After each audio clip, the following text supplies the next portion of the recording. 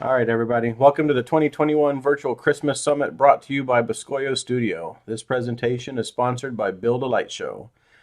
Please don't unmute yourself or interrupt the presenter. Feel free to put any questions or discussions in the chat throughout the presentation, and we'll open it up for a Q&A at the end. This session is Sequencing 201, presented by Barry Wiles of Sequence Solutions. And this is going to be a medium-level course covering some of the more advanced topics in X-Lights. And with that, Barry, if you want to go ahead and share your screen, it is all yours. All righty. This will stop other screen sharing. Yeah, that's okay. All right, can you see my screen okay? Yes, sir. Okay, awesome. All right, so today has been a great time.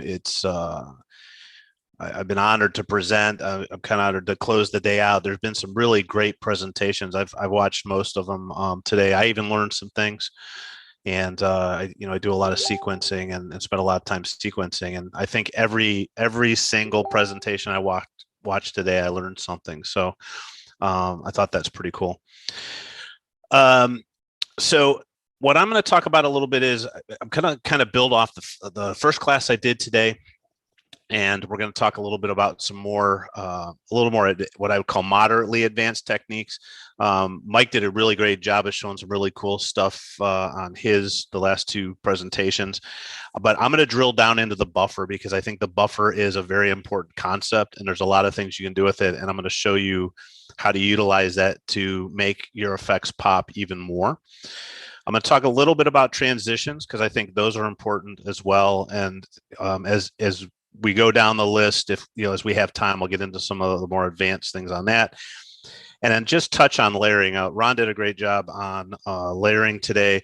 I'm going to touch on it with some very basic points on it. So for those of you who may not have been in the presentation this morning, my name is Barry Wiles. I've done a personal light show for 11 years. I started in the lightorama world. As I told people before, I was proud of my first display. I had 10 plastic snowmen that I bought at Home Depot with some lights stuffed in it and a 16-point control board. And I think I put some lights in a tree and thought that was the greatest thing since sliced bread. And now look where we're at today. If you don't have thousands of pixels, it's you don't even show up on the map. I have a technical background, came from the engineering world. So I kind of naturally drew to it. Matter of fact, in the lightorama world, they sell things as kits. I would buy them and solder them and piece part things together. So I've always been a tinkerer. This is my 5th year using X-Lights, and I started professionally sequencing a couple of years ago. I had somebody come up to me and ask me to do some work for them. I did it. And then by word of mouth, a couple other people found out. And about a year ago, I launched my business Sequence Solutions. So now I'm going to go through several topics. I'll tell people now, if you weren't in this morning's presentation, on my website, if you go to sequencesol.com, you'll see a virtual Christmas summit button. Click on that. Go down and hit download, and you can download the sequence I'm going to use for this class. You get it absolutely free. I don't ask you to register or do anything. It's just a courtesy for the class. It'll give you an opportunity to look at a sequence and look at some of the things that I'm doing in this class. It's done to wizards in winter. So I'm going to go through some concepts and set some basics, and then we're going to jump into that sequence, and I'm going to show you some of these things in use. Another slide I like to always put up is sequencing is it's kind of a beauty is in the eye of the beholder. So we could all be given paintbrushes and paint and everything, and we're all going to paint and we're all going to do something different. And Tom Benton-George did a thing a couple years ago I thought was really cool. He took 4 sequences, all to the same song, put them on the display, and they were 4 completely different renditions of the song when they were sequenced. So with all the tools and things that we have, you have the ability and the option to do a lot of different things. So as I say, no 2 sequences are alike, and no 2 sequencers are alike. If you look at the people today and you go on our website, you look at Mike and Ron and some of the other people out there, we all have kind of our own take on how to sequence, and you'll see that in the displays. None of us really have the exact same look and exact same concepts. And I always like to put the disclaimer, as I always say, these are strictly my opinions and just kind of the things I do, and it may or may not, transition to what other people like or don't like. So what are some of the challenges to sequencing? And maybe you heard some of the conversation coming into this, as people talk about new people coming in, X-Lights is very overwhelming. If I coming into this, even from Lightorama world, I watched hours and hours of videos, and I absorbed a lot of information. Like I said, I learned new things every day. So I always tell people when you first come into this, try to start simple and understand the basic concepts and then walk from there. Because with high density props and all of the things that are out there, you can get overwhelmed very quickly. And building a show, we had somebody down here that they were ready to throw in the towel on their display because they couldn't get things working, and the community jumped in. People went down and helped them, and that's what I love about the lighting community in general. People are just very friendly. People will help each other, and I think it's a great opportunity. So when I look at sequencing and when you go through this, the things I kind of look for is, how much detail do I want? Now, there are people that'll post and say, hey, look, I threw the sequence together in an hour. If that's what you like and that's what you put on and you put out there, that's cool. It's all up to what you want and what you want to look at on your display. I will tell you, when I sequence, most of the sequences on my site and most of the stuff I do when I do custom sequences, I spend between 30 and 40 hours a sequence. My rule of thumb is it's usually 8 to 10 hours per minute of sequence when I develop. And that's because I go in and I develop all the props. I don't use the whole house effect very often. Matter of fact, the sequence I've got it in there quite a bit. I wouldn't normally do that, but I did it to show kind of the concepts we want to go through today. And then the other thing is the hard part for a lot of people is making the sequences look different. If I'm doing 5 or 6 sequences for a show, I don't want them to all look the same. So that's where you got to vary colors and vary techniques, and that can be a challenge. And then, do I write my own or do I purchase? It takes a long time. So especially new people coming in, they might write 1 or 2 of their own, and there's a lot of great opportunities.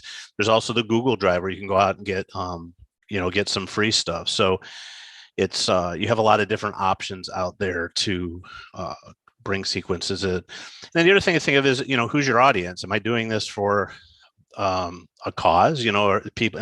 I've seen people doing it for their churches. Am I doing it for my house? Am I doing it? I ran into a great young lady out on the East Coast where her dad was putting together a show to help raise money with the Girl Scouts, and so these are all cool things that people are doing with lighting. And I usually put this display up too, because I think it's important. There are over 16 million colors, and there are 51 effects in X-Lights. And every one of these effects have multiple things that you can change between color and hue, position, and then you can manipulate, groups and buffers. So there's a lot to it. Now, this morning I walked through the basics of the on effect and stuff. And so today this next step is going to be talking a little bit more about some other features. We're going to touch on model groups and that, but the buffer and layers are going to be the big thing that we're going to cover today, because I think these are important, especially for beginners to understand, because I think they allow you to do some really neat things on the effects and get some wow factor without having to do a lot of reinventing of the wheel. So what are we talking about when we're talking about the buffer?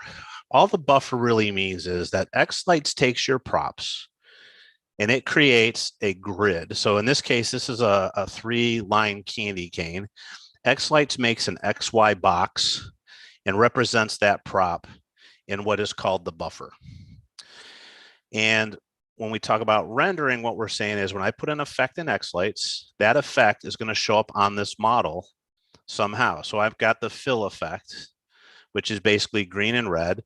X-Lights is saying, okay, I'm going to take this, put it on this candy cane, and I'm going to make it, red to green, and I'm going to make it red to green. There's a box in the middle for the layer settings and inside X-Lights where I can actually change and tell X-Lights to not do this, to do it differently. And this is what we're going to talk about in this presentation today, and using the wizards. And this was something else that was touched on in a couple of different presentations today, but I'm going to go through it again. And I touched on it this morning because I think it's very important. There are two types of models in X-Lights. There's native models and custom models. So this candy cane is what is considered a custom model. We'll bring it in and it creates a grid based on the shape. And I don't run a very traditional show. I actually have surfboards and I have flamingos and palm trees and stuff in my yard that are all lit up. So I went and made these flamingo models in here that are very, sophisticated, and it's all represented in this grid. Native models may or may not be represented by the exact grid coordinates that they look in. And arches is a big one. And a lot of people run into problems with this because the arches are modeled a little bit differently than a custom model. What X-Lights does from arch is it represents it as a straight line. It does not represent it as a gridded, a gridded object like a half circle. So when you run an effect on it from point A to point B, it lights up in a row and it makes it go around the arch, okay?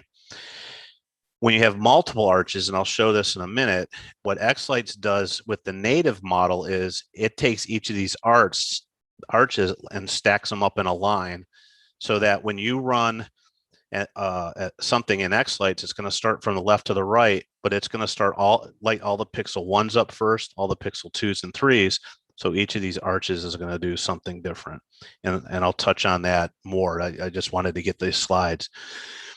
And then this slide is something I would tell you, go to your snipping tools or whatever, or watch the video. This slide is probably one of the most important slides that you could have in X-Lights because it tells you what the model rendering order is and what the layer rendering order is.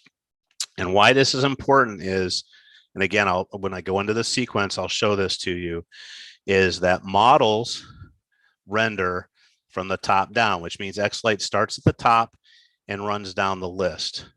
When we're talking about layers under a model or a model group, when you have multiple layers, layers are rendered from the bottom up. And I'll show you what that means in a minute, and that'll make this picture look or make more sense. So let's go into X-Lights. So let's talk about that model order again. And we touched on this morning, but it's so important that I think I want to make sure everybody understands as we go into some of these more advanced techniques. So right here, what I've got is I've got my model list in my master view. And X-Lights uses the master view to determine the rendering order of all the models. And you've probably heard that a couple times today. So that's why the master view is the most important view. You need to set this up in the way that you want all your models set up. And typically what most sequencers will do is the top models are always like your whole house and your larger displays. If you were in Mike's presentation here shortly, he was talking about how he has kind of 3 levels. Everybody kind of follows the same format. Your big stuff starts at the top, Tony, and moves down. So what does that mean? So if you look on the house, I've got the pinwheel going around, and then I just put the on effect on the spinners. Well, you can see what's happening is X-Light started up here and said, okay, I'm going to take the spinner. You're telling me to put it on the whole house. Okay. And he's going to go down and he says, okay, I see that you want the on effect on the spinners. So I'm going to go ahead and put that on the spinners. It's overriding the pinwheel. If I were to take this off, you can see that the display is going through and picking up on the spinner. So it's including the spinner. So that's what we mean about render order. So if I want something on the bottom to show up over something on the top, it can leave it in the order. But if I want it the other way around, let's say I wanted those spinners to not be show up over the pinwheel, then they would have to be up top on this render order. So that's what we mean by model render order. Now let's go to the let's talk about layers now. So in X-Lights, you can have multiple layers under a particular prop or a particular prop group. And I will tell you, when you start looking at bigger sequences, I use a lot of layers, especially in high density props, matrices, mega trees, things like that. You'll see a lot of layers and a lot of effects stacked up on top of each other. And that's how you get that rich look and the depth in your sequencing, especially your mega trees and your matrices. So here I've got the bar effect going and I've got the fan. Now remember when I said before that models go from top to bottom, layers work from the bottom up. Okay. So what we're seeing here is I have the bars effect first, and then I have the pinwheel effect after it. And as you can tell from the display here, the bars are overwriting the pinwheel. Okay. So where before, when we had the spinners were overwriting what was above it. So basically the best way I use to think about it is in layers, whatever's on the top is going to show up first, and then, it's going to go down on the bottom. If I were to push this down, now you can see that my pinwheel is over top of my stripes. And this is a very important concept to understand when you're sequencing, especially when you start talking about getting into layers. And then there's things we can do that we'll discuss later when we do this rendering to tell the tell X-Lights that we want it to render or be in a particular situation. So let's go to here. So let's talk about rendering props versus groups for a minute. So when I put the single line, remember let's look at a snowflake for a minute. I can't get the whole snowflake on the screen, but I think you can get the idea that X-Lights has built this grid around this snowflake. Okay. Now the single line effect, how it works is it lights all of the pixels or all the cells up in one line, and it moves to the next line and the next line and next line. So as it travels from left to right, when it goes down this row, what it's going to do is it's going to go down and say, okay, this node's got to be turned on, this one and this one and this one. So as you can see, when I put that effect on that snowflake, that's what you're seeing, right? You're seeing that effect go across, and it's lighting up all the pixels in each one of those rows the same color. And that's what we're calling, when we say rendering, that's what X-Lights is doing. Now, the snowflake is being rendered the way it looks in that grid. And when we go to the this buffer box, and this layer setting is what we're going to be playing with the most in this session, is there's a thing called render style. And right now it's saying, I want you to render this per preview. So in other words, it's telling it, take this effect, put it on the snowflake, and do it the way it looks. There's also a default. Now, in the case of a snowflake, the default and the per preview are exactly the same. And most individual models, that's going to be true. Okay. I'm not going to touch, most of these other ones have to do with 3D, and we're not going to get into that.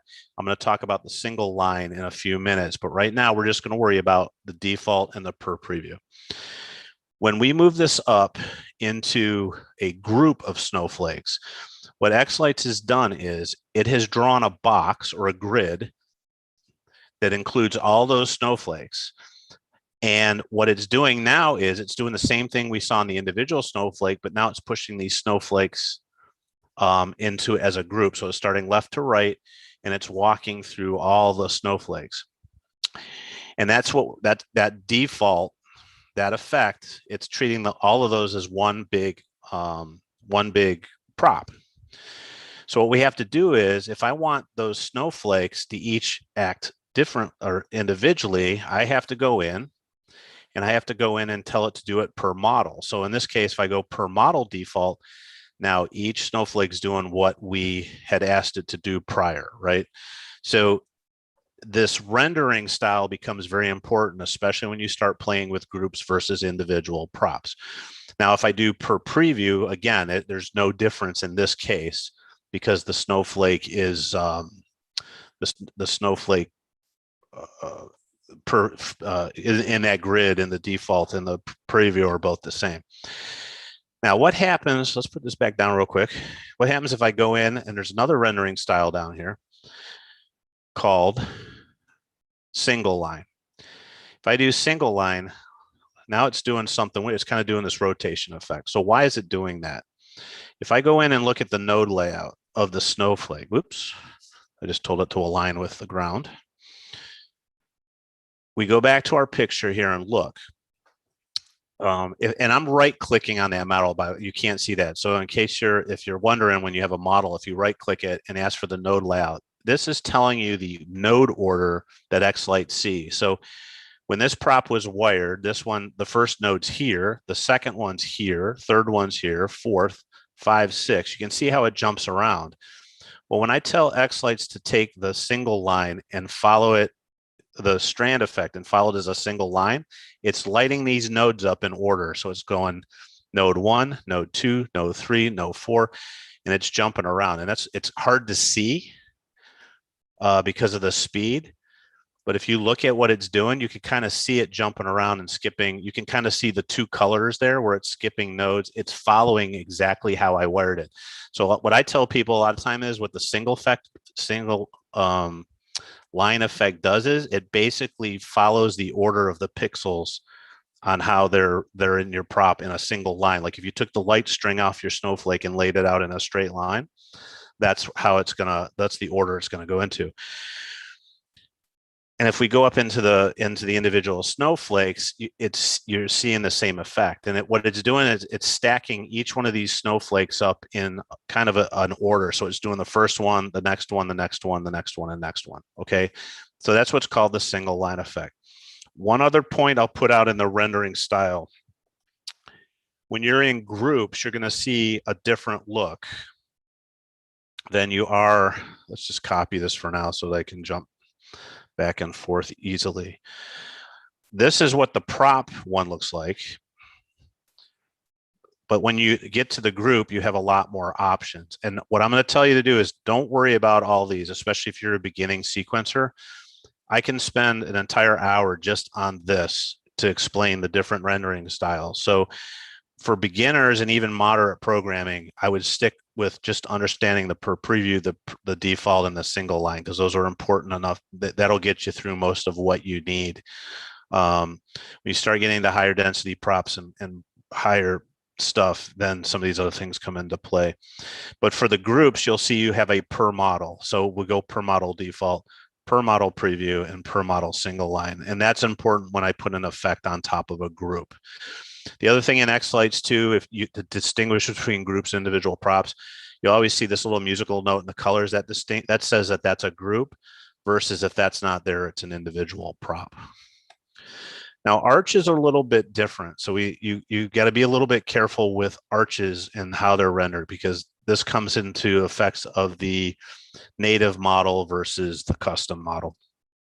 So you can see I have a single line effect set up as default and a single line effect as default. What I did in Xlights was these arches are single arches, one arch, 30 nodes, and I made 4 of them. And then I put these in a group called arches. You can also model your arches using the native model, saying that I have 4 arches, 30 nodes each, and it creates one model with 4 arches in it. So when you're transporting a sequence, if you've purchased a sequence or you bring someone else's sequence in, and they have an arch type that might be like mine, where I have all my arches grouped, versus the native model one, you could get a different result in the sequence than you're seeing in their layout. And I get a lot of calls on this because of the way there's styles that I can set up in rendering that'll overcome this, so that it doesn't matter which type of arch you have. But if usually when I teach people beginning sequencing, they'll do this and run into some issues. So what it's doing in my arch group up here is it's trading all 4 of those arches. They're putting them in a single line and seeing it going back and forth. This one, if you remember our picture, it's starting on the left and it's running all 4 of those in the same line. So that's why you're getting that unison look. So what we have to do when we're in the group is go over here to our render style and say per default or per preview, and then you'll get the same look and same effect on those arches, okay? So if you download a sequence or you import it and you're seeing the arches going back and forth like that versus individually, all you need to do is go up there and do a per model versus a preview, and that should take care of it for you. So now let's go into the buffer. So I'm going to bring this over here and so that you can see it a little bit better. I'll tell you what, I'm going to do this. I'm going to put my color palette over here. I'll put this here. So remember I said that everything's made up of a buffer. So what Xlights does is no matter what prop you have, it creates an XY. And matrices are the easiest thing to use as to show these example because a matrix is a big buffer, right? So the Xlights buffer is going to be the exact number of pixels in a square that a matrix is. So a lot of people see this big black square over here and they really don't know what it does or deal with it, but it's a very useful tool when we do things for sequencing.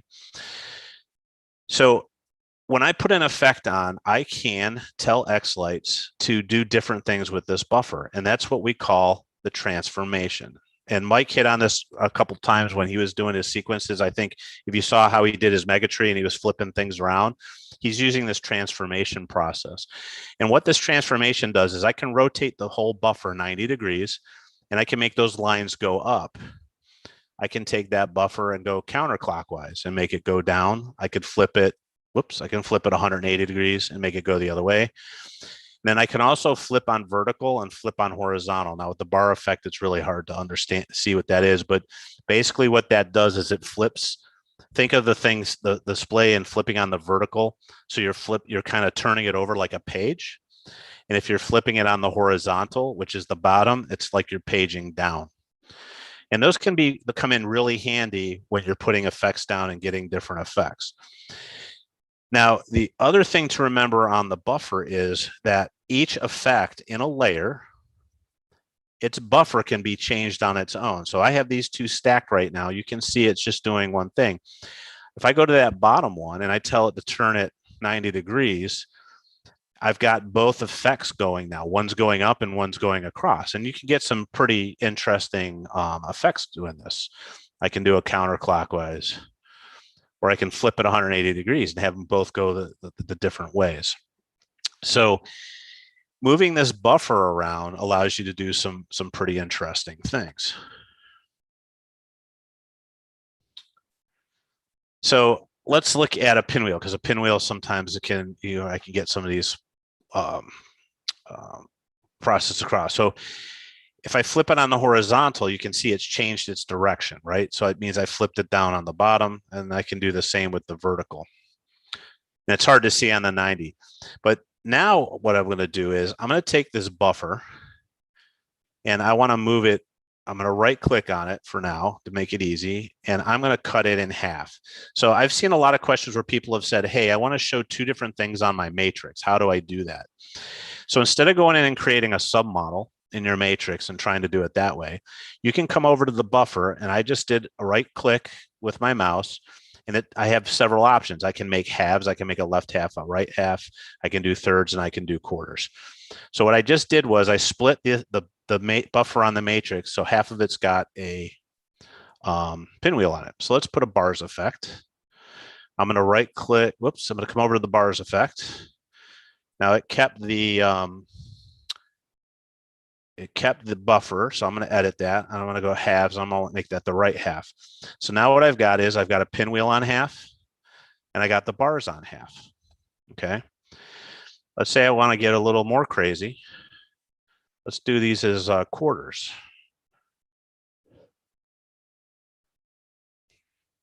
Bottom right quarter. Oh, I have these flipped on the vertical, don't I? I was fooling myself there. Sorry. There we go. Let's go ahead and put this on there. We'll come to the buffer. Now you can also move the buffer. If I just click on it, I can move the buffer left and right. Now I usually like to use the numbers because it's easier. I can get them to line up a little bit better. Here, let's put fire on, and let's put fire down here. So you can start doing some pretty interesting things. What Mike did was he stacked these in thirds and did the tree and lined the bars up. So this buffer manipulation gives you a lot of different options, and it can give you a lot of different looks. So and I'm going to show you a couple other things with the buffer later. If you've looked at value curves, you can actually put value curves on these buffers, so you can actually make the buffer move. It's a technique I use a lot to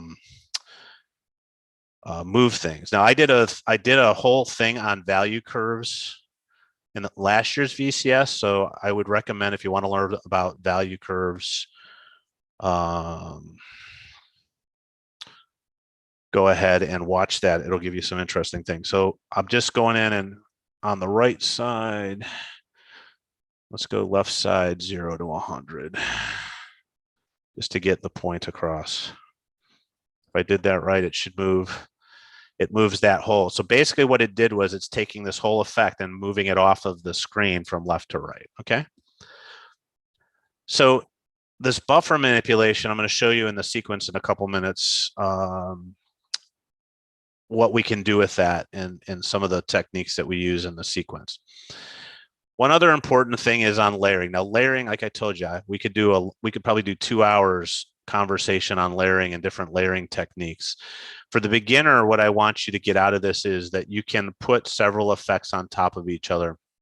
This is one I did for a sequence recently I released called Mr. Red, White, and Blue. So it was very patriotic. I did red, white, and blue.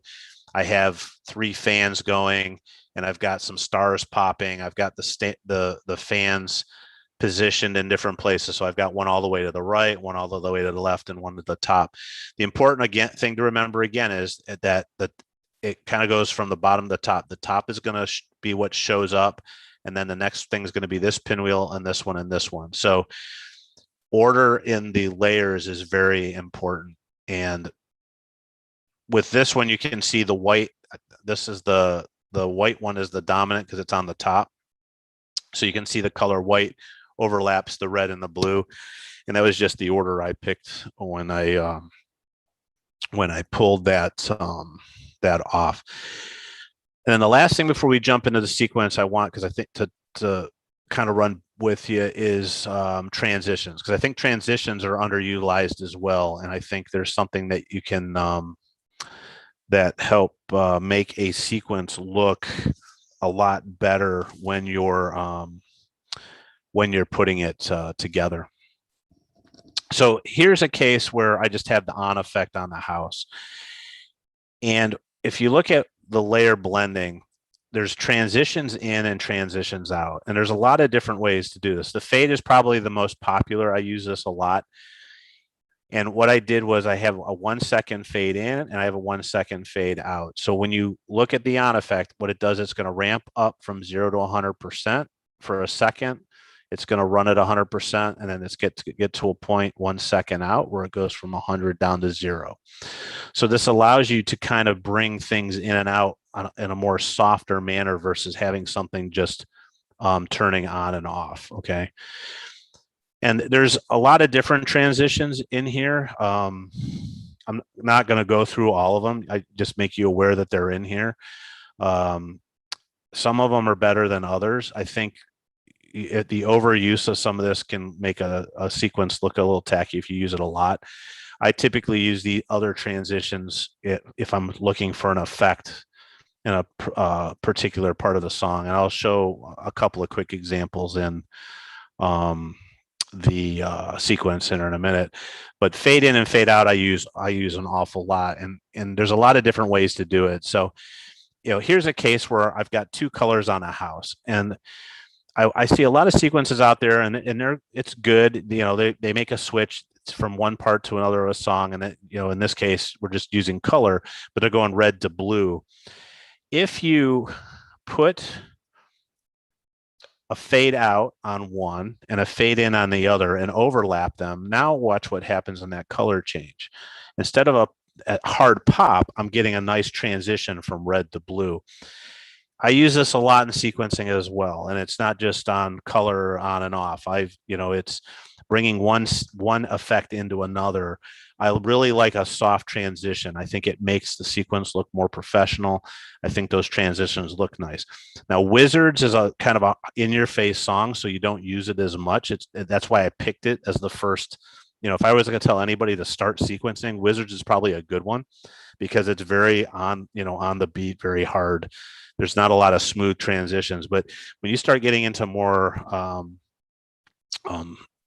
songs that flow, like I just recently did a song by Lindsey Sterling that's all violins and instrumentals. There's a lot of wavy transitions, fluid motion into a sequence to make it look good. And then one other thing I'll touch on again, and value curves is another one. Like I said, I have an hour-long presentation on it from the VCS last year. It gets into value curves. It gets into using 2D movement and manipulation. So you could get into it quite a bit. For basic sequencing, I always say go ahead and play around with it a little bit, but don't try to go too crazy. When you look at X lights, what tells you that anything that has an arrow on it, that is something I can put a value curve on. And I click on that arrow and it opens up a dialog to where I can pick several different types of curves. And you can also create custom curves. And there's a lot you can do with value curves. What I usually tell people when they start sequences, start easy, using a ramp up and down. If I put that on, I don't even know what I picked, size, okay, it makes that explode. If I do an up and down, I can make that size come in and out, okay. Whoops, I must not have picked the right values there. Oh, there it is, just a long period of time. Twists on a pinwheel is another good one. If I put a value curve in, you can see that over time it changes that twist around. So you can play with these. Again, I wouldn't get too crazy with it when you're starting out. As you get more advanced and you want to get more effects, movement. I think Mike showed that a couple times in some of the sequencing he was doing, where if I just put an XY in there, it'll move the effect across the screen, similar to what we did with the buffer. But in this case, now it's just using the X and Y, and not all effects have the ability to move in the XY direction. So that's why I use this. I use the buffer movement a lot for effects that don't give you the ability to move X and Y. So that's why I start moving the buffer. Okay. Bars is another good one. The value curve for bars on the spiral wrap, I think, is one of those things that you can really have some fun with. So if you put a value in there, it makes the bars go back and forth. Now, the other thing I will say on value curves is, and as you can tell, I don't have a timing track. If you select a timing track and bring up a value curve, these lines represent all the lines that affects on. So if I counted these lines across, it would equal the number here. Why that's important is, let's say I have 16 beats here and I want to go to the song, or I want to make sure that spiral wrap changes position on every fourth beat. I can change the number of cycles to match up with how many times I want that spiral to change. And I'm going to show you in the sequence where I use this in Wizards on candy canes, and it creates a neat little effect for you. Okay. And I know I'm going through some of this stuff quickly, but what I'm trying to do is give you guys some of the basic techniques to take you from starting a sequence and being able to add a few more things to make that sequence pop a little bit more without trying to be, a master sequencer overnight. And then once you get this stuff down, it's going to allow you to have or the ability to do a lot of other things. Now, I'm going to play just a couple minutes of this song. I've got it on medium volume so it doesn't like blast your ears out. Now, like I told you before, if you look on my website, you can get the sequence for free, download it, play with it. I use the all display a lot in this for the class. It's not something I normally do, but I just do it for to get some points across here. But I think it's a great sequence to start with. If you want to learn some of these tricks, take it. You can play with it. There's some stuff on the matrix and the mega tree I just threw on there just to fill in the space. I'm not going to touch on that much, but let me play this for you. Now, if you were in this morning's class, the beginning of this is very basic because we talked about just using the on effect, the off effect. So,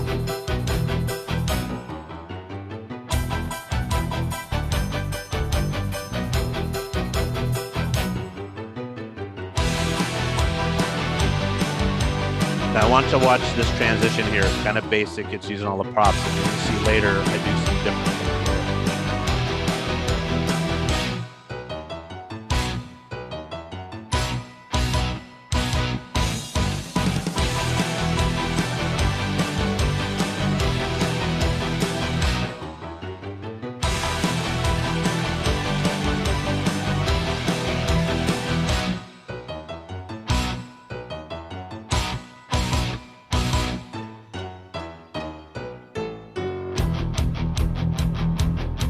We're starting to see a little more layering and some of the other techniques that we use, and I'll jump into these in a minute.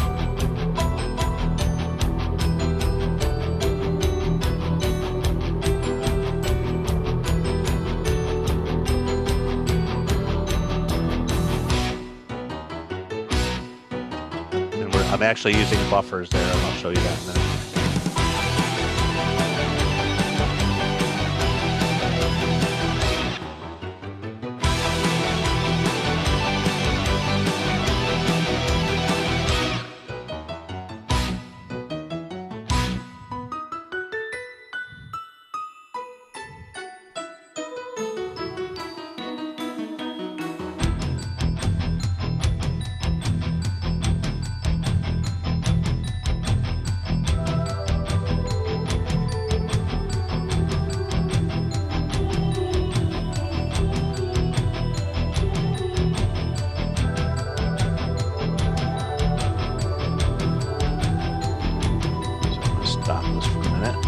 Pause it, and then I'm going to go right to the end because there's some buffer effects at the end that I want to show you that we're going to talk about here in a minute. If I didn't pass them up here. Nope, passed them up a little bit.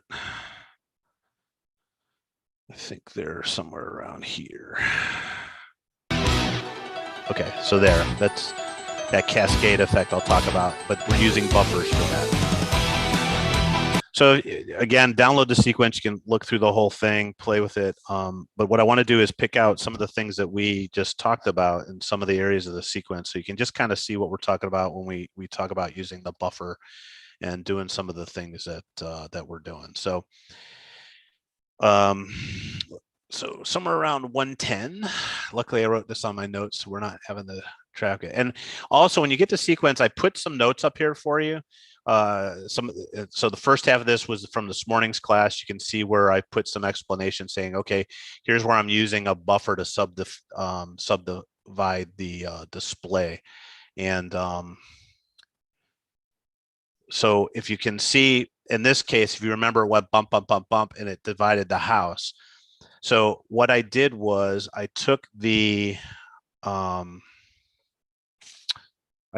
buffer, I took the fill effect, and then I divided the house because it was 1, 2, 3, 4, 5, 6 beats into that thing. So sometimes Xlights doesn't like the graphics when I change it. What I did was I divided the buffer into 7 pieces. And as I go through, you can see where I've picked just that spot. And then I opened up the whole buffer to get that pop effect. So when it goes bump, bump, bump, bump, bump, I use the whole buffer. So it's a way to create. A lot of people will try to build submodels and divide their house into 4 quarters. This is a lot easier way to do it. And you can run this on props. You can run it on anything, and it'll divide it into the pieces that you want. I find that it's a lot easier to do it that way and bring it together. And plus, when I do sequences for multiple, for people to purchase and put on their house, you have to make it more generic. So, because I don't know what your house looks like. So I know if I divide it into 4 buffer pieces, it's going to pick up your display and make it into 4 buffers. Let's see, we did it there, we did it there. And then I did the same thing on the trees just to kind of give you an idea of what the buffer can do. So let's look at this part here. I think this is.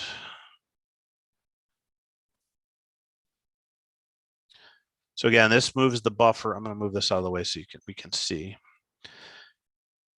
So again, this is dividing the house now up vertically and going up and doing different things vertically. Now, this is what I call a cascade effect that I put on the candy canes. So if you look at what the candy canes are doing, it's probably best to, let me see if I can, you can see that there's an effect moving up and down. So what I did was I took the single line effect, I put it in as a dual chase. So you can see a dual chase, and I put it at a high cycle rate. And then what I did was I went in and put value curves for the top and the bottom of the buffer. This goes from 0 to 70. Whoops, I want that in there. And then the bottom goes from 30 to 100. And you can look at these and do the math, because if you're not used to it, you can get confusing. But basically what it's doing now is it's moving this buffer up and down to that triangle. And then inside the buffer, the single line is doing that dual chase. So it's what I call a cascade effect. And when I did that up and down motion, what I did was I did one cycle. So I know that this is 2 beats, it goes up and down, and then I just repeated it. Now, I could have gone in on the value curves and made the up and down multiple times and did it as one long effect, but I found it easier to do this. And okay, I got 2 more points I'm going to push, and then we can run to some quick questions.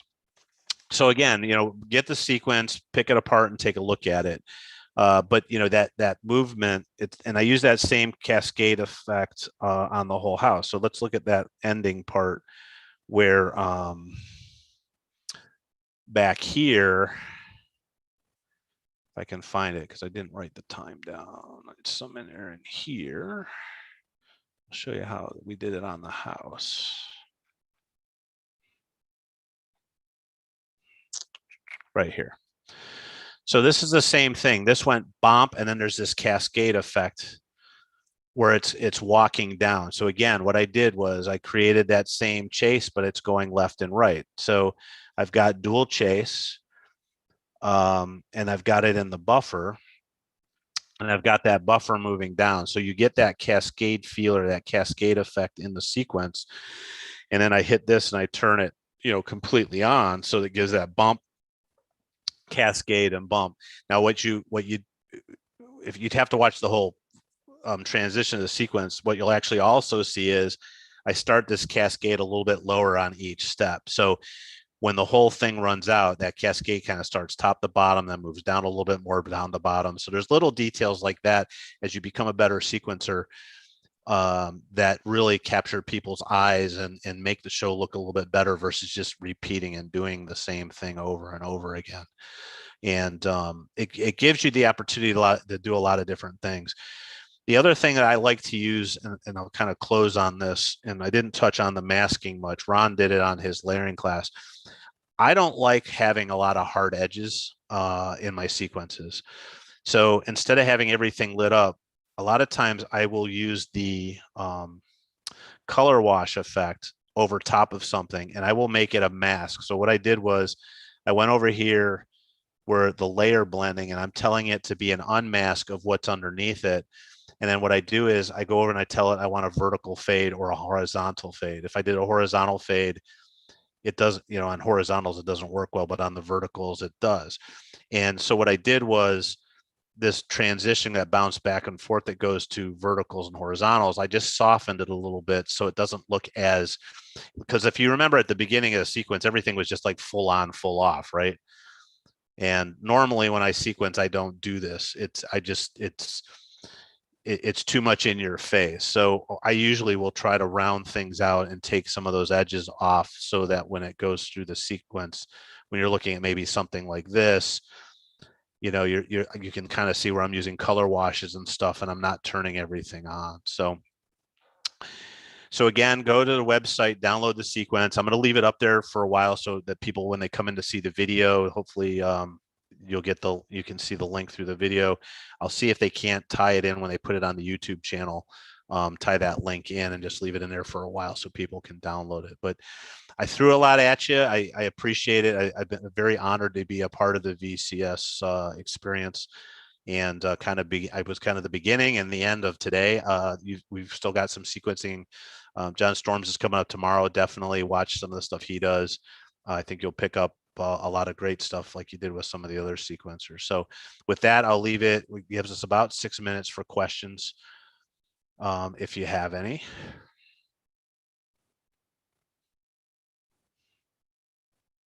I'm trying to look through the chat. I'm starting the chat at the bottom, so it's I saw something. Can you make stars stay in the same place rather than opening in different places? Yeah, you can. A lot of it has to do with manipulating, the models and stuff.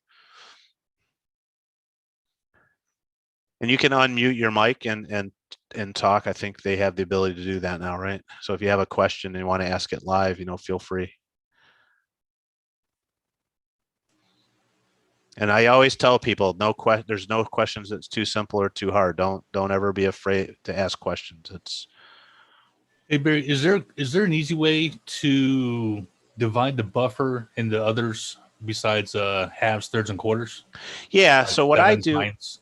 yeah. So what I do, because I actually do that quite a bit too. Let me move. I don't know if you guys can see the chat window. So when you right click on this and go to edit, you can make the top, bottom, left, and right anything you want. So let's say you wanted to, let's pick a number. What's 6? About 15, roughly 15. So I could go from left to 0, right to 15. And then the next one I could set up 15 to 30. So you can go through and manually enter these. And that's what I was doing. Remember when you saw me walk those? Or you can set one up, and if you want to drag it, you can move it like that, right? What I find sometimes is I'll miss something, and then when I look at it, it'll have it'll miss a row of pixels or something. But you can make this. The only thing you can't do, which would be really cool, and I'm sure there, if we ask, maybe they can do it. You can't make you can't have like a box inside the box, right? You only can manipulate this square, and you can drag the corners too. So if you really want to do something custom, you can do it. If I mess up what you can't see, I right click to bring that window up. You can tell it to go to full buffer, and it'll go to full buffer. Hopefully I answered your question. Yeah, absolutely. And those little numbers in the corners are the size of the buffer, right? Yeah, so you can see, if it's hard to see on my display, but it says 100. If I bring this over, you can kind of read them. So like I have a big display so I can read them, and my eyesight's terrible. So right there, that points at 50 and 100. And that one's at 0 or 50 and 0. So your buffer, probably what I should have pointed out is 0, 0 is on the left, and then it goes 100 and 100. And then you can oversize the buffer too, which I didn't point out. But if I oversize it, it's actually 2 times. So I just oversize and I go to edit. So the top can go to 200 and the bottom to -100, and the left can go to -100 and the right to 200. So you basically get twice the buffer size. I had a quick question on the buffers and the grid settings in the layout mode. If you've got high resolution props, is there a good way to do, and you want to render an effect across, say, multiple ones in a group? Is there a good way to get that to render at a higher resolution? So let's say you got P5 panels in there, that it still looks sharp on those higher resolution parts of the display? Yeah, so usually it depends on if you want them to look different or not. So if you have it as a group, then you'd have to go per model. and then edit it that way. If not, usually if I want like real definition, I end up programming those like individually, like setting the buffers up on them individually, or because the high density props open up a whole new world. Because like you said, now all of a sudden you've got a lot more pixels. And then if you've got multiples, like you said, a P5 panel, there's a lot of pixels in there. So you do, in those cases, kind of an oversized buffer and then do it by model? Yeah. Okay, Yeah. I was just kind of curious because I've run into that when you have a mix, that it's tough to get the overall resolution right. I was curious. It is. And it's one of those things where you just got to play and see if you can find a combination that works for you. Hey guys, I hate to interrupt you, but Ed is waiting. And we don't want to make Ed mad. He's waiting for everybody to jump over to the Boscolia room, which is room 6. So I just tell everybody, if you got questions, don't hesitate. Go on my Facebook page, Sequence Solutions on Facebook. Message me. I'd be happy to help you. And I appreciate everybody. Drop that in chat real quick so I can copy it? I'm sorry, what was that? Can you drop your way to get in touch with you in chat real quick? Yep. It's been posted a couple times. I'll put you my email in there too. So the best thing, here's my email.